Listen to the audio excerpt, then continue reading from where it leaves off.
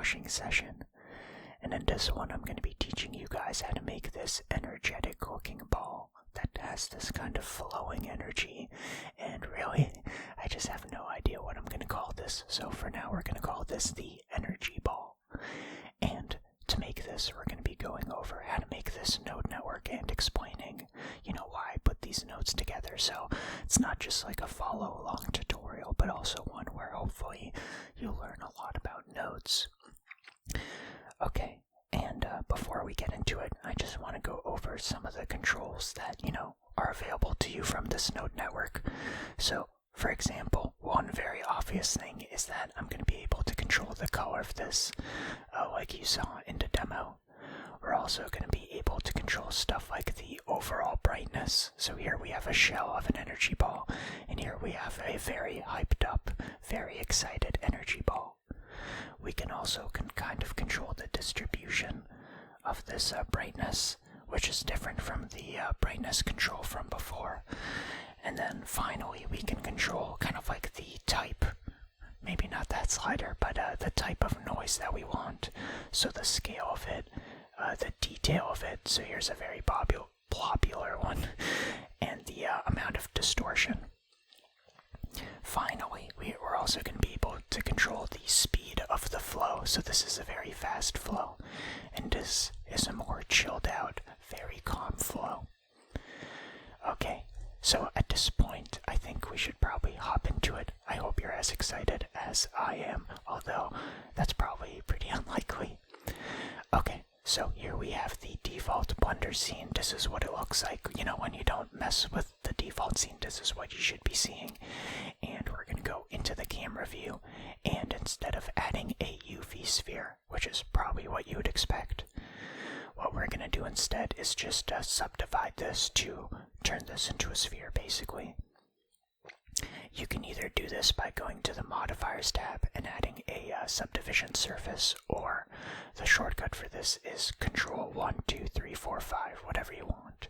So I'm going to use Control 4 to add 4 levels of subdivision, and then smooth this out and apply. So now we've turned our cube into a sphere, which I'm going to make a bit bigger, and we can head over to the shading workspace. Congratulations, we're on step 2. Okay. So for this effect, it actually works inside of both Eevee and Cycles, and because of this it probably makes sense to stick with Eevee because it renders much faster, and it works pretty much exactly the same. And in fact, we're going to want Eevee because we also want to use this bloom. So make sure that you have Eevee, and for the background we're just going to set this to black because we're going to add a emissive shader, and there's no reason for us to keep this white, so I'm going to delete it as well. Which means that our sphere is kind of hidden now, but believe me, it's there. So, with our sphere selected, we first want to give this material a name. Something creative, something that people have never thought of before. So, what are we going to call this? Something creative, like whatever I want. Never gets old. And now what we want to do is turn this material into the very energetic thing that I was talking about. So to do this, I like to start off with a noise texture as the base of our material, which we're going to connect into the surface. And you see already this gives us a nice noisy black to white messy gradient that we can start messing with.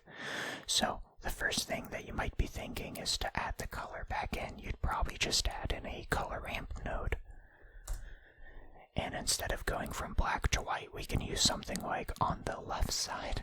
Creative use of the stereo here. On the left side, you can pick something like, red. And on the right side, you might pick something like orange. So you get this kind of gradient that you can control. However, this is not actually the most efficient way to do things. We're going to be using a node that really nobody ever uses, which is called the black body node. I love the black body node. Basically what this does is it converts temperature input, which you can see we're getting from the noise texture, into the color it's supposed to be. So very low temperatures are red by default, and very high temperatures are white. And you can think of this as like heating up a metal ball. It gets red as it gets brighter. But you can see that the whole thing right now is red because the temperatures here are actually all between 0 and 1. They're very low. And in fact, to get anything above red, you need to be at like 3,000 or something. So we're going to add in a math node to scale everything up. So multiply and choose some big number like, I don't know, 3,000. And you can see that this gives us some nice variation because now we have high enough temperatures to escape the red black body. So 3,000 is okay. You can go even higher to get some highlights. So 4,000 gives us some like white spots as well. And you could try going even higher, lower, whatever you want. So now that we have our black body, the next thing we want this to do is actually emit light. And to do this, we're just going to add in an emission shader. So we're using the color from our black body as our emission color, and we can actually control the strength to control the brightness. But to make this look a lot cooler, make sure to enable bloom in Eevee to get those nice results. So now you can really see the brightness is affecting stuff. However, because we're doing some advanced shading, none of that simple stuff, we don't want to have uniform strength. We want the white areas, the very bright areas, to be, have a stronger emission than the red areas, kind of like the luminosity brightness equation, if you guys have ever studied astronomy. To do this, what I'm going to do is I'm going to plug, before we scale this up, I'm just going to plug this directly into the strength, which already gives us some nice variation. But to get some more control over this, I'm going to set this to have another math node set to, that's way too much, set to power. And we can use an exponent like 4, 5, or 6, but you see that this actually makes it not very bright at all. And the reason for that, it's actually a mathematical one, is that all these numbers are between 0 and 1, which means when we raise it to the power of 4, it kind of like compresses that interval. But you don't need to worry about that. Basically, to fix this, all you need to know is that you add in another math node set to add, and use a number like 0.5. This way, you can see that we can actually change this exponent without, losing complete control. Like before, when we muted this, you couldn't see it at all. But now, we get control back over this. So, a very large exponent is going to kind of desaturate it almost, but make it very, explosive looking. Whereas a very low one will not make it very bright and kind of has this weird effect. So I recommend something like 20 to 30, so 25 is what I used for my render. Okay, cool. So now that we have our bloom set up and our, emission, we just want to make our noise a bit more interesting. To do this, I like to, first of all, add a bit of detail, to add a bit of sharpness. So before we kind of had this globular looking thing, but if we add a bit of brightness, or not brightness, a bit of detail, it looks a lot better. Next, I like to take the scale and bring it down a bit because it will give it kind of like less areas where it transitions. So here's a low number, like 3, and on the other end we have something like 50, which kind of has way too much detail. So I'm going to use something like 3 or 3.5, and then finally, kind of like the finishing touch, is you definitely want to add some distortion to add some swirliness. And you really want to be careful to not outdo this because it can make it a bit too intense, so I recommend kind of sticking under 2. I'm going to use 1.5. And already you see that we have something that looks like pretty cool and pretty energetic. And by the way, before we start animating this, if you want to change the color, but keep this black body so we don't have to use any color ramps or anything, right? You want to keep this black body to have this nice calculation. What you can do is add a hue saturation node. And what this is going to let us do is just change the hue value to kind of hue shift the whole material. So you can see now we have a green and then a blue, and then on the other direction we get nice purples and pinks and everything. So that's just a nice thing you can do. Now to animate this, you have two options. You can either change this to 4-dimensional noise, and start playing around with the W slider, which kind of looks interesting, but I want it to look like it's more flowing in a direction instead of just kind of wiggling around. So I'm not going to use this method, and instead, what I'm going to do is I'm going to add some texture coordinates, which you can either do manually, or if you have the Node Wrangler add-on, which you can install right here, Node Wrangler. If you have that installed, you can just hit Control-T to automatically get a texture coordinate node and a mapping node, which is very convenient. It's much faster. So what we can do now is use a single value to control our location. So we're going to take a one-dimensional quantity and have it affect X, Y, and Z. And it's fine if we do this. I don't care. I'm reckless. We'll just do it. So now we can actually use this value to animate what's going on here. And you can see that the distortion looks super cool. If you make this a bit too much, it will kind of be too intense in my opinion.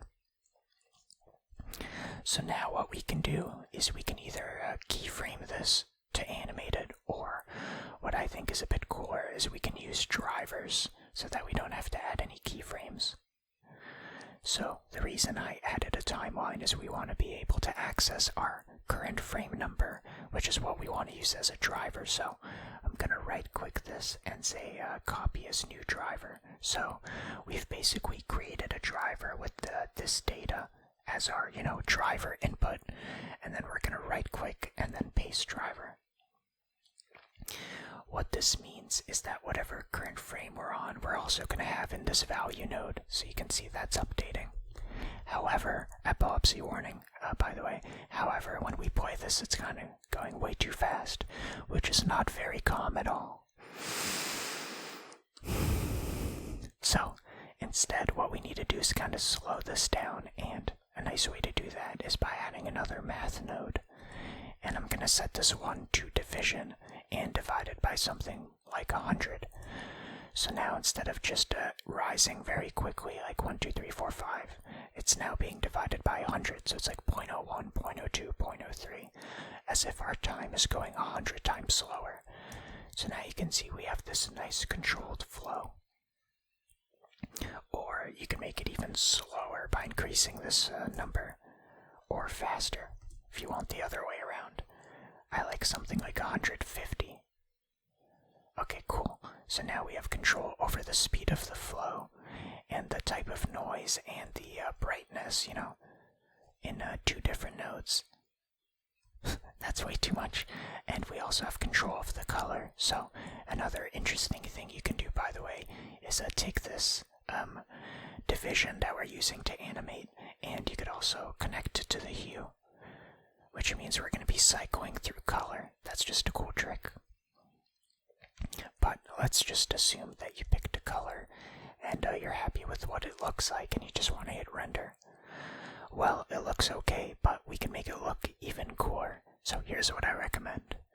We're going to go over to the compositing workspace with use nodes, and you can either add in a viewer node manually,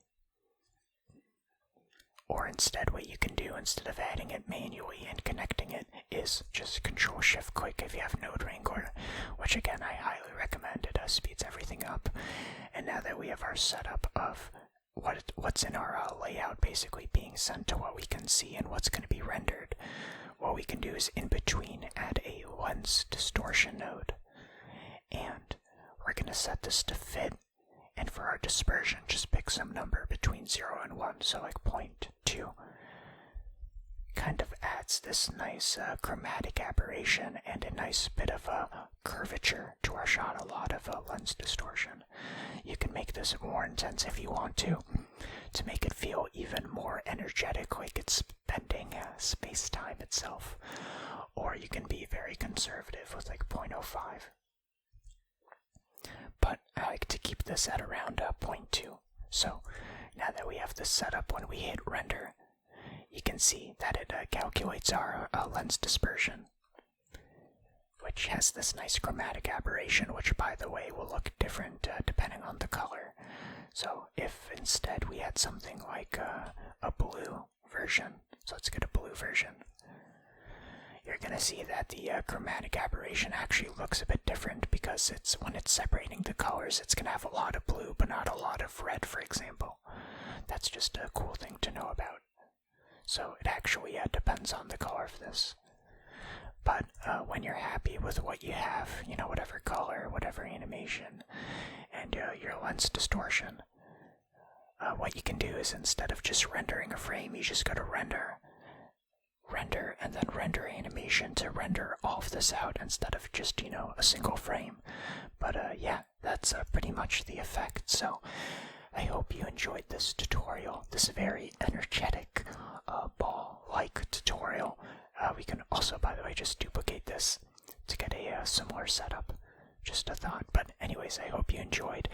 If you want to support these tutorials and have the means to do so, Patreon is the best place to do that. So thank you for anybody who has the means to and is willing to donate. I greatly appreciate it. But other than that, I hope you enjoyed this free tutorial. I had a lot of fun making it. I really did. So I guess that's it. See you guys.